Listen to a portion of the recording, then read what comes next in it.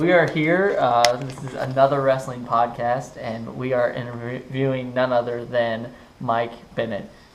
Mike, thanks for joining us on the show. Yeah, of course. Thanks for having me.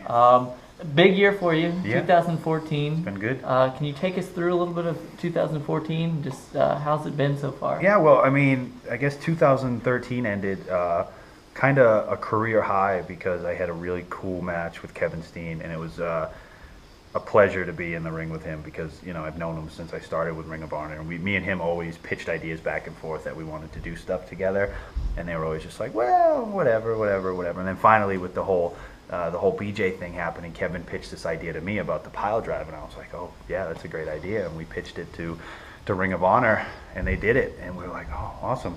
So we went with that, and then we had the stretcher match at Final Battle, which is one of my favorite matches in wrestling. And then, yeah, from there, 2014 just kind of took off. It just, in Ring of Honor in particular, has taken off. But me and Maria and Adam Cole and sometimes Matt Hardy kind of formed this alliance known as the Kingdom. Not kind of, we did form this alliance, and which has been cool because Adam, we were actually just talking about this when we were in Japan last weekend. A lot of people don't know that me and Adam have kind of taken the whole Ring of Honor wrestling journey together. We both got each other signed in dark match. We wrestled the dark match, got each other signed that same day. Then both our contracts came up. We both went to the WWE tryout together, wrestled each other in a match in the WWE tryout. Both decided to stay with Ring of Honor after that, and then we formed this alliance together, and then we went to Japan together. So it's kind of like we literally have gone the whole way together, and now both our contracts are coming up in December, and it's like, so yeah, a lot of but you know, more importantly, it's just been nice to see him win the title. Then we formed this alliance with him known as the Kingdom, and we've kind of been taking over the main event scene at Ring of Honor, which is the dream of mine. So hopefully next is the Ring of Honor world title. Absolutely. Now you stay grounded by going to a lot of these independent shows. Right. You were at Wrestling Under the Stars. We're here now in Bethany, Connecticut. How important is independent wrestling to you? It's everything, I guess. It's where I made my name for myself. Without independent wrestling, I would have, it was never like, to me, I just wanted to wrestle from the time I was 12. I was like, I'm going to be a wrestler, and there was so many independent companies around New England that, to me, that was the only way. Like, I never thought, like, oh, I have an athletic background, I'll just send stuff to WWE and see if they'll send me to development. It was always independent wrestling, pay your dues, do this and that. And, like, it's actually nice now that independent wrestling has taken a turn where bigger companies are paying attention to what we are doing and saying, okay, this is like the territories, because there's independent companies all over the country, and we're producing stars like Kevin Steen and Adam Cole and Generico and the Young Bucks, like guys who are like myself and the Young Bucks, who are making a living doing this, which was never heard of before. Unless you were a recently released WWE guy, you could come and make money on the indies. Now you can go to Japan, you can stay in Ring of Honor, which is not really an indie, but build a name through Ring of Honor to build a bigger name on the indies. So the indies are everything to me. You know, you just mentioned New Japan Pro Wrestling. Right. It was your first trip. Right. How did that go for you? It was time of my life. I never expected to ever go over there, and now it's the only thing I want to do. Like, I had so much fun over there. We had the best time over there. They treated us like royalty. It was just such a good trip. Wrestling in the Seibu Dome in front of almost 20,000 people, wrestling Liger and Captain New Japan. I mean, it's Liger. You're wrestling Liger in a baseball stadium in front of 20,000 people. Like, the little kid in me was standing on the ramp being like, all right, you're a badass. You're a badass. No, you're not. That's Liger. So it's like, it was just such a good trip, and they took such good care of us. Okay, so now we're going to try to do a little bit of just like word association. So all right, I like word association. One word. I'm going to go with whatever pops in my head right away. I'm not even going to think. Okay. WWE. Top dog. Matt Taven. Underrated. Maria. Beautiful. TNA. That's a hard one. My friends are there, so I want to see them do well. Okay. And I think lastly I had Mike Bennett. Oh, the next big thing. That's Brock Lesnar. No. He's already been the big thing. So wrestling is all about, being in shape, looking good. Well, for most people. Well, some, yeah. Yeah, looking good, always trying to improve. What do you think that you can still improve on to be the best pro wrestler that you can be? Everything. I always, a little game I play with myself is I take two guys who I think are at the top, like someone who I think are the best in wrestling ever. So you look at someone like Ric Flair and Shawn Michaels, and then I compare them to myself and say, I'm not even close to them. So it's a constant struggle and a constant motivation to be like, that's Shawn Michaels. Until you're that good, you got to get better. So I don't compare themselves to me like, oh, I'm good. I look at it and say, I'm not as good.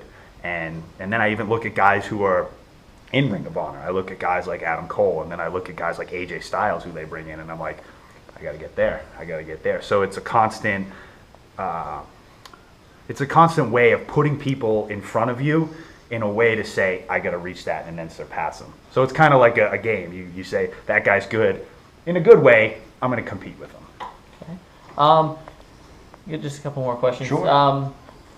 There's a lot of talk about the different eras of professional wrestling. Right. There's the golden era, the attitude era, ruthless aggression, and lastly, like the reality era. Right. If you could hop into a time machine, do you find yourself, you think that you would be better in one of those than the other, or?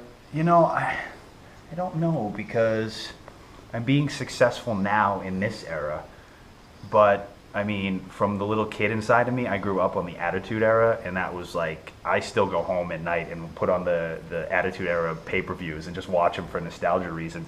And when I watch it, I'm like, well, the wrestling's kind of but the characters in it are so good. And to me, I'm just like, oh, this is fun. You have Austin and The Rock and Triple H and Mankind. It's just, that to me was fun. That's when wrestling, I thought, was the most fun. But right now, it's like, I think from a performance standpoint and a wrestling, like in the ring, athleticism standpoint, wrestling's at its peak. So I'm kind of happy where I am. It's fun right now. We recently did an interview with Matt Taven. He went as far as to say that you were the nicest guy in professional wrestling. Blow my cover. Well, I was hoping that you could maybe not be so nice and just say anything bad about anybody. You can be a bus driver that used to, it's so hard for a kid that picked on you in high school. God, who can I pick on? I don't know.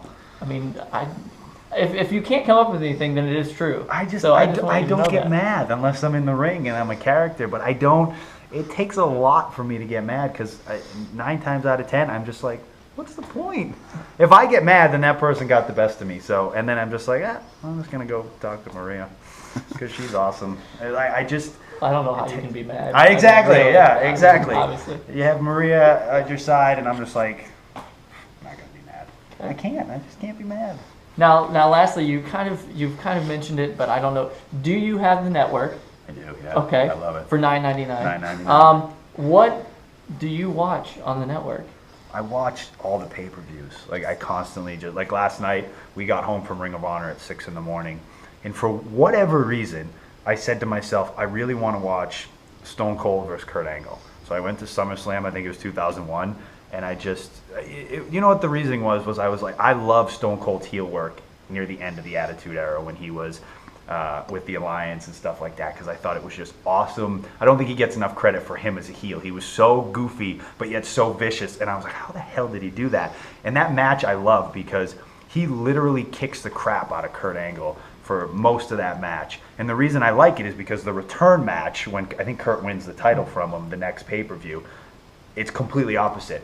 He brought out this aggressive side of Kurt Angle, so now Kurt Angle gets 75% of the match. And I love that storytelling of, well, here's the new guy, Kurt Angle, and the happy-go-lucky American, and here's the badass Stone Cold beating the crap out of him. But then Austin brought something out of him in that match. So the return match, Kurt just wipes the mat with him. And it's one of my favorite, the angle they did. It's so cool. So for whatever reason, that popped in my head last night. I'm like, I'm going to watch it. And she's trying to sleep next to me and going, can you turn that down? I'm trying to sleep. It's 6 in the morning and we got to go to a show tomorrow. So, yeah. So, I mean, with that, I guess it's a new tool. Whereas before people had like VHS collection or DVD or whatever. YouTube. But now, like, people like you are obviously, it's a teaching tool. It's great. So, it's awesome. That's great. I think that's about all we have. We All want to right. thank you definitely for being on. Of course. Thank you Another for having Wrestling me. I Podcast. appreciate it. And good luck and everything. Thank you very much. I appreciate it.